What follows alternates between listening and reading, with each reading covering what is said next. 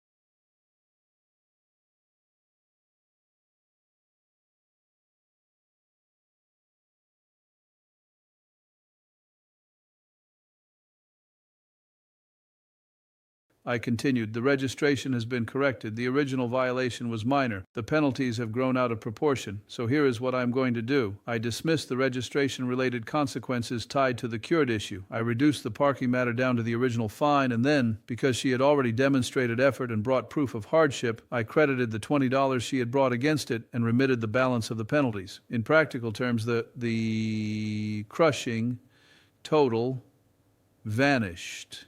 What remained was something modest, something dignified, something a working person could handle without choosing between court and medicine. The mother covered her face. Sophia looked at her first, not at me. That's another thing children do. Their eyes go to the person they are trying to save. When she realized what had happened, her whole face opened. It wasn't a loud reaction. It was more powerful than that. Hope came back into it. Then I said something else, because sometimes a ruling is not complete until it includes direction. I said, you take that money you thought you were going to lose to late fees and you make sure your mother gets her medicine and your daughter gets to that art showcase. Do you understand me? The mother nodded through tears. Yes, Your Honor. I said, no, don't just say yes. Promise me. She said, I promise. That is when the courtroom broke into applause. Now let me say this. Courtrooms are not theaters. And I do not encourage applause as a routine thing. But sometimes emotion outruns protocol. Sometimes a room full of strangers hears justice done with humanity and cannot help itself. I did not scold them. I let the moment breathe. See to me now. Inspector Quinn smiled. The prosecutor smiled. Even the clerk, who has seen countless cases move across that desk, had eyes that looked brighter than before. And I, sitting there with that child's drawing in my hand, felt the old truth settle into me again. When the law is used wisely, it does not weaken accountability, it restores dignity. But the story did not end there, because just as the family turned to leave, Sophia tugged on her mother's sleeve and whispered something. The mother looked up at me and said, Your Honor, she wants to ask you something. I said, Go ahead, sweetheart. Sophia asked very seriously, Can I draw you again when Nana get better? I laughed softly, and so did the room. I said, I would be honored. Then she asked a second question, one that hit even deeper. She said, Do judges get scared too? Now there is a question. I looked at her for a moment because I wanted to answer. Truthfully, children deserve truth, especially brave children. I said, Yes, sometimes we do. She said, Of what? I answered, Of getting it wrong. Silence again. Not the stunned silence from before, a different kind, a reflective silence. That was one of the most important things I said that day, and I meant every word. People imagine judges fear criticism or controversy or being misunderstood. Those things come with the robe, but the deeper fear, if you are taking the job seriously, is the fear of failing another human being when they came to you at a vulnerable moment, trusting the system to see them fairly. I added, That's why I ask questions. She nodded like she understood. I think she did. If this story means something to you, subscribe and stay with me, because what happened after court that day proved that one compassionate moment can travel farther than any of us can see. The family thanked me and started walking away. Then I asked them to come back for just a moment. I wanted the drawing preserved. I asked if Sophia would allow us to make a copy for the court and keep the original safe for her family. She looked at her mother, then at me and said, Can the copy stay where people can see it? I told her I thought that was a wonderful idea. Now that may sound like a small thing, but I have learned that what children ask for reveals what they value. She was not asking for praise. She was not asking for a reward. She wanted the reminder visible. She wanted people to remember that her mother was a good person. That is a child's moral instinct at work. When the case moved on and the next name was called, the room was still under the influence of what had just happened. Even the ordinary rhythm of court sounded different. Voices were softer. People smiled at one another. It was as if the whole room had been reminded that every file on that desk belonged to a real life. Later, during a break, Inspector Quinn came over and said, Judge, that little girl got everybody. I said, Yes, she did. He shook his head in that way he has when something surprises him despite all his experience. He said that drawing was something else. I answered it was more than a drawing, because it was. It was testimony. It was a child's affidavit of love. It was evidence not in the legal sense, but in the human sense. And I have always believed the best judging happens when you are smart enough to know the difference and careful enough not to confuse the two. The rest of the session continued, but I carried that image with me all day. When I went home that evening, I thought about my own family. I thought about my children. I thought about the generations that shape us. My parents did not have much, but they gave us principles. Work hard, stay humble, care for your family, never become so important that you cannot be kind. Those lessons sat with me at the dinner table, and they sit with me still on the bench. I also thought about the burden on children who grow up close to struggle. Some of them become hard, some become afraid, and some, by the grace of God, become extraordinarily compassionate because suffering teaches them to notice pain in others. Sophia seemed like that kind of child. The next few days, people in the courthouse kept mentioning the case, not because it involved a sensational crime or a celebrity or a legal controversy, because it touched something basic in all of us, a child trying to protect a parent, a judge trying to protect justice from becoming mechanical, a courtroom seeing itself reflected in a small drawing and falling silent. Then the clip aired. As often happens with Caught in Providence, the moment traveled far beyond the room where it began. Letters came, messages came. People wrote that they had cried watching it with their parents or with their children or alone at night after a hard day. Some said it reminded them of a judge who once showed them kindness. Others said they had never imagined a courtroom could be a place where compassion lived alongside accountability. I am always humbled by that response, but I try to keep my feet on the ground. The point is not that I'm some extraordinary man. The point is that our institutions should never forget the humanity they exist to serve. If one small municipal courtroom in Providence can do that, then every courtroom can at least try. A week later, I asked whether anyone had heard from the family. We had not yet. That is often the nature of these moments. They enter your life intensely and then recede. You hope they are well. You wonder. And then another calendar begins, another line of cases, another room full of people with worries folded into their pockets. But about a month later, something arrived for me in an envelope addressed in careful handwriting. Inside was a letter and another drawing. The letter was from the mother. She thanked the court, the staff, and me. She said the medication had been purchased on time. Her mother had started making progress in therapy. Sophia had gone to the art showcase after all. Then she wrote a line that I read twice. For the first time in a long time, my daughter slept through the night after court. That line stayed with me. Do you understand what that means? It means that before the case, the child had been carrying fear into her sleep. Fear had become part of bedtime. Fear had become normal. And because the burden was lifted, rest returned. Sometimes the most meaningful thing a judge can do is not dramatic. It is remove one stone from a family's chest so they can breathe again. The second drawing showed the same courtroom, but this time the mother was smiling, the grandmother was sitting up in a chair, and under the bench Sophia had written, "Thank you for listening." That sentence is everything. Not, "Thank you for rescuing us." Not, "Thank you for being famous." Not, "Thank you for making the internet cry." Thank you for listening. I've been doing this for 35 years, and I can tell you listening is one of the rarest acts of respect in modern life. People interrupt, systems rush, institutions process, but when someone feels truly heard, something changes inside them. Sometimes their posture changes, sometimes their voice steadies, sometimes they leave with more than a legal result. They leave with dignity. Let me tell you something, my friends, if this story has touched you, leave a comment about a time when someone really listened to you. Share this if you know a child with a tender heart, because that kind of heart should be protected, not hardened. A few months passed. Then one afternoon, after a court session, I was walking out when someone called my name from the hallway. I turned, and there they were. The mother, looking lighter, the grandmother moving slowly with a cane, but upright, and Sophia, taller, somehow, or maybe just more at ease in the world. They had come not because they had another problem, thank God, but because they wanted to show me something. Sophia had won honorable mention at the art showcase. She handed me a program with her name in it and a photograph of the displayed piece. It was not the courtroom drawing. It was a portrait of her grandmother's hands holding a rosary. The detail was extraordinary. The tenderness was even more so. Those hands looked worn, faithful, lived in. They looked like history. I asked her why she chose that subject. She said, because Nana's hands took care of Mommy, and Mommy's hands take care of us. Now you tell me how a judge is supposed to remain untouched. Hearing that, From an 11-year-old artist?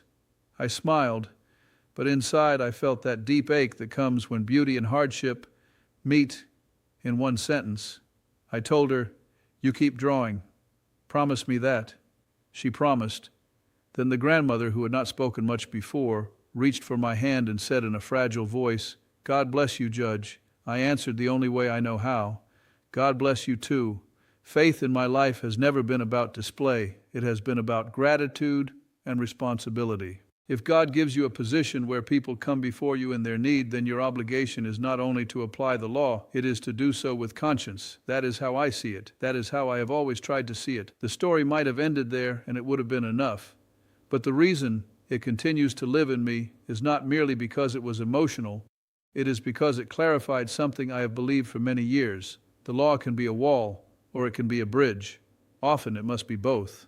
A wall against chaos, a bridge back to dignity. The art of judging is knowing when each is required. There are viewers who sometimes say, "Judge, you are too soft," and there are others who say, "You should have done even more." I understand both reactions, but my aim has never been to impress either side. My aim has been to do justice with wisdom. Some people come in dishonest, manipulative, indifferent, or contemptuous of the rules. They get a very different response from me. Compassion is not blindness. I do not hand out mercy as if conduct does not matter. Conduct matters very much. Effort matters. Honesty matters. Character reveals itself in details. In this case, what moved me was not only the child's drawing, it was the total picture. The corrected registration, the hospital papers, the modest original fine, the disproportionate penalties, the $20 saved in hope, the exhausted truth in the mother's face, the absence of self-pity, the child's instinct to use art as testimony. Piece by piece, it formed a moral reality the law was capable of recognizing. Before I tell you the lesson I took from all this, subscribe if you believe justice and mercy can live in the same room, because too many people have been told those two things are enemies when in fact they are often strongest together. One of the dangers in public life, especially when moments from a courtroom reach millions of viewers, is that people simplify what happened. They think the outcome came from emotion alone, but real judging is more disciplined than that. I want you to understand the inner process because it matters. First, I look at the legal framework. What authority do I have? What facts are established? What has been corrected? What remains? Then I look at credibility. Is the person truthful? Consistent? Are they taking responsibility or avoiding it? Then I consider consequences. What result will uphold respect for the law without creating unnecessary harm? Only then do I move toward mercy if mercy is justified. That order matters. Mercy without discipline can become unfair. Discipline without mercy can become cruel. The sweet spot, the hard spot, the sacred spot of judging is where accountability and compassion meet in a way that preserves both truth and dignity. In this case, I felt that intersection very strongly. I had to hold on to it carefully because the emotion in the room was powerful enough to sweep everyone forward. But a judge cannot drift with a room, he must guide it. I also reflected on what it meant that the whole courtroom fell silent when I opened that drawing. Silence is a kind of collective recognition. It means something larger than personal feeling has entered the space. Every person there, from staff to strangers waiting on unrelated cases, recognized innocence trying to shield sacrifice. They recognized love making its argument without legal language. They recognized themselves in it. I've often said I try to treat people the way I would want to be treated if I were standing where they stand. That does not mean I would want someone to excuse my mistakes. It means I would want someone to understand the context before deciding how to respond. I would want fairness with a human face. So I try to give that. Some people think authority is proven by distance, by coldness, by never allowing warmth to show. I disagree. Real authority can afford humanity. In fact, I would say humanity deepens authority when it is grounded in principle. The robe should never become a mask that hides the heart. It should become a reminder that the heart must answer to duty. Not long after that hallway meeting, I learned through another note that Sophia had started volunteering with a program at school that made cards for patients in recovery. That did not surprise me at all. Children who turn pain into care often keep doing it. They become the people who notice the lonely classmate, the tired teacher, the frightened neighbor. They become bridges. I also heard that her mother had managed to stabilize things enough to reduce one of her work shifts and spend more time at home. Again, not because one courtroom decision solved every problem in their lives, that would be unrealistic, but because one decision at the right moment can stop the spiral from tightening further. That matters. Judges are not magicians. We cannot remove suffering from the world, but sometimes we can prevent the system from adding to suffering when doing so serves no real public good. If this story gives you hope, hit that like button and tell me what part stayed with you most. Was it the drawing, the silence, the question the little girl asked me about whether judges get scared too? I read those reflections, and they remind me why stories like this matter. I still think about that question, by the way. Do judges get scared too? Yes, good judges should. Not in a paralyzing way, but in a humbling way. Fear of power without wisdom is healthy. Fear of becoming mechanical is healthy. Fear of forgetting that every case file contains a life is healthy. Complacency is far more dangerous than fear. There have been many memorable moments in my courtroom over the years. People have sung, people have cried, people have made me laugh so hard I had to pause. People have brought photographs, medals, report cards, funeral notices, and tiny pieces of their lives because they needed me to see what could not be captured on a citation. Those moments become part of the tapestry of a judge's memory, but the image of that folded drawing being opened in silence remains one of the clearest for me. Why? Because it was such a pure collision of worlds. The child's world where goodness should matter, the adult world where bills and deadlines and penalties often crush that belief. And my world, the judicial world, where I am constantly trying to prove that goodness still can matter without undermining the law. That day, for one family, those worlds aligned. I think too about the visual details, because sometimes memory stores a moment like a painting. The way the colored pencil lines pressed harder in some places where Sophia's feelings must have become more intense. The way the mother's fingers trembled when she handed over the school notice. The way Inspector Quinn softened at the edges when the child spoke. The way the prosecutor's posture changed from routine attentiveness to human investment. The way the gallery leaned in. The way hope returned to one face before tears reached another. Those details are why I never allow myself to become lazy on the bench. Lazy judging misses everything that matters. And there is something else. That day reminded me that children are often the moral witnesses in a family. Adults can explain. Adults can rationalize. Adults can minimize, but children show you the emotional truth. They know who comforts whom. They know who skips dinner.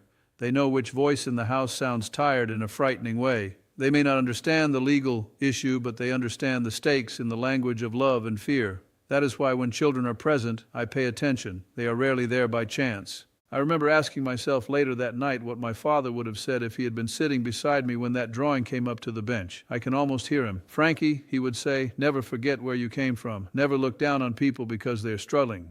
Dignity is the one possession poverty should never be allowed to steal."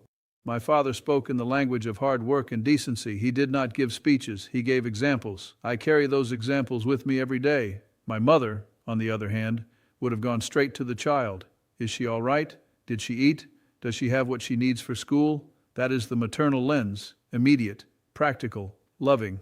I think the best part of my judging comes from having been shaped by both of them. My father gave me respect for responsibility. My mother gave me tenderness toward vulnerability. Between those two, I found my philosophy. People sometimes ask me whether being recognized from television changes the way cases feel. The answer is yes and no. Yes, because people come in already knowing they may be heard in a certain way. No, because once the case begins, the camera disappears from my conscience.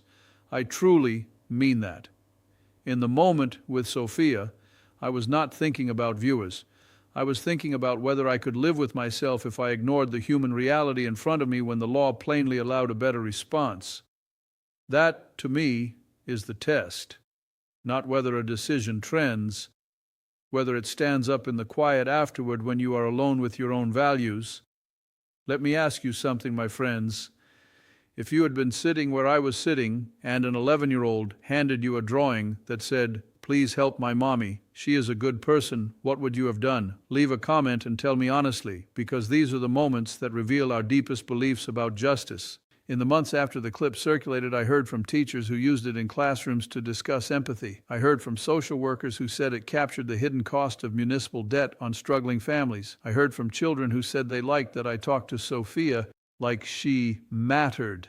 That last part was especially important to me. Children do matter in rooms where adults think they are invisible. Sometimes they are the ones carrying the clearest truth. I even heard from a man who had once come before me years earlier for a minor violation. He wrote that watching the case reminded him of the day I had reduced his fine after learning he was trying to keep his job while caring for a disabled brother. He said that break had helped him stay afloat long enough to get through the hardest season of his life. He added, "You probably don't remember me, but I remember that you treated me like a person." That line echoed the note from Sophia. Thank you for listening. Different words. Same truth. You never know what people carry away from a courtroom. They may forget the exact amount of the fine. They may forget the date, but they will remember whether they were humiliated or respected. They will remember whether justice felt blind in the best sense or blind in the cruel sense. They will remember whether anyone bothered to ask the second question. That is why I so often say, let me ask you something. It is not just a phrase, it is a philosophy. The first story is almost never the whole story. The citation says one thing, the life says another. My job is to connect them without losing fairness. When I think back on that case now, I realize the title people might give it is about the drawing. And that is understandable. The drawing was the spark, but beneath it was something even more important, a child's confidence that mercy still existed somewhere in the adult world. Think about that. She did not draw a monster. She did not draw punishment. She drew help.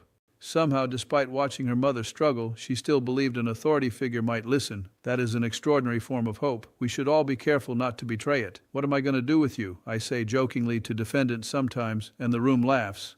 But in a deeper sense, that is the question every judge faces with every person. What am I going to do with the authority entrusted to me in your case? Am I going to use it lazily, harshly, thoughtlessly? Or will I use it in a way that serves justice and leaves room for the possibility that human beings can recover, correct, and continue with dignity? In that case, I knew exactly what I had to do once I saw the full picture, not because the decision was easy, but because the principle became clear. Punishing that family through accumulated penalties would have taught nothing, improved nothing, protected nothing, and harmed people already doing their best to carry one another. Reducing the burden while affirming responsibility was the right answer, not a soft answer, the right answer. And perhaps that is why the silence in the courtroom was so powerful. Everyone sensed the hinge on which the moment turned, not whether rules mattered, but whether rules could be applied with wisdom. When they can, people feel it. They trust the system a little more. They trust one another a little more. They leave less cynical than they arrived. That is no small achievement in our time. There's one final detail I want to share. Months later, around the holidays, a small package arrived in Chambers. Inside was a framed print of Sophia's original courtroom drawing. On the back she had written, "So, you remember that helping people is important even when you are tired." Now imagine reading that after a long week of cases, after hearing problem upon problem, excuse upon excuse, pain upon pain, that child understood something profound. Judges get tired too. Court staff get tired too. Systems get tired, and when fatigue sets in, compassion is one of the first things institutions can lose. Her note was not childish at all, it was wisdom. I kept that frame where I could see it, not as a compliment, as a reminder that every person before me may be one act of listening away from despair, easing its grip, a reminder that children are watching how adults use power, a reminder that mercy is strongest when it is thoughtful, a reminder that justice should never be so busy that it forgets the human face standing at the podium. If this touched your heart, leave a comment and tell me what justice means to you. Hit that like button if you believe in second chances. Share this if you know someone carrying a family on their shoulders. Subscribe to see more stories from my courtroom, because the lessons that come through those doors belong not just to Providence, but to anyone trying to keep faith with humanity. As for Sophia, I have no doubt she is still drawing. I hope she is drawing faces, hands, rooms full of people, maybe even courtrooms. I hope she never loses that fierce tenderness that made her put colored pencil to paper and ask the world to see her mother clearly. I hope her mother is sleeping a little more now. I hope her grandmother's hands are steadier. I hope that when life gets hard again, as it does for all of us, they remember there was one day in a municipal courtroom in Providence when fear did not get the final word, and I hope you remember it too. Because in the end, the law is made of rules, yes, but justice is made of choices. The choice to listen, the choice to look deeper, the choice to ask one more question, the choice to protect dignity where you can, the choice to hold people accountable without crushing what is good in them. Those are the choices that define not only a judge, but a society. I have been doing this for 35 years, and after all that time, cases like this still humble me.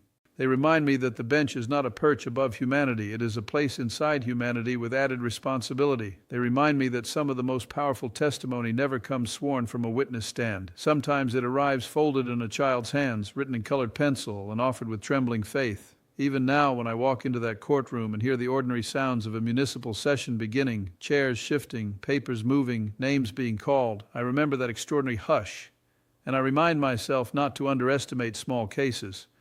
People outside the system sometimes say, it was only a parking ticket, only a registration problem, only a fine. But there is no such thing as only when a family is living so close to the margin that one more demand can tip the balance. I learned that lesson long ago in Providence, and I keep relearning it because life keeps bringing me examples. A modest debt to one person is a crisis to another. A missed deadline to one person is a symptom of collapse to another. A judge who does not recognize that may still be legal, but he will not always be just. That is why I never want viewers to come away from stories like this thinking the message is simply, be nice. The message is deeper. Look carefully, ask better questions, distinguish between disregard and distress, reward honesty, encourage correction, protect dignity. When you can do those things together, you strengthen respect for the law instead of weakening it. People are more likely to trust a system that proves it can think. And I will tell you one more thing. The reason moments like this spread across the world is not because people are hungry for sentiment. It is because people are hungry for proof that institutions still have souls. They want to believe a courtroom can be a place where truth matters, where pain is noticed, where kindness is not treated as weakness. They want to believe that authority can kneel down emotionally without falling down morally. That belief is precious. We should protect it. So whenever I picture Sophia standing there with that drawing pressed against her chest, I do not just remember a moving moment. I remember a responsibility. A child walked into my courtroom believing help might live there. My duty was to make sure that faith was not misplaced. On that day, by the grace of God and within the bounds of the law, I think we did exactly that. And maybe that is why I smile when I think of her final note to me. She was not praising authority, she was reminding authority to stay human. That is a lesson every courthouse, every school, every office, every home can use. Power is safest in the hands of people who remember what fear feels like. Mercy is strongest in the hands of people who respect responsibility. Justice is most beautiful when it gives people a reason to stand taller after they have been heard. God bless that little girl. God bless her mother. God bless every family doing their best under burdens no one else can fully see. And God bless you, my friends. Take care of yourself. Take care of each other. And tell me honestly what you would have done if you'd been in my seat that day. Because I can tell you this much. The whole courtroom fell silent when I opened that drawing, but it was what I heard in that silence that I will never forget.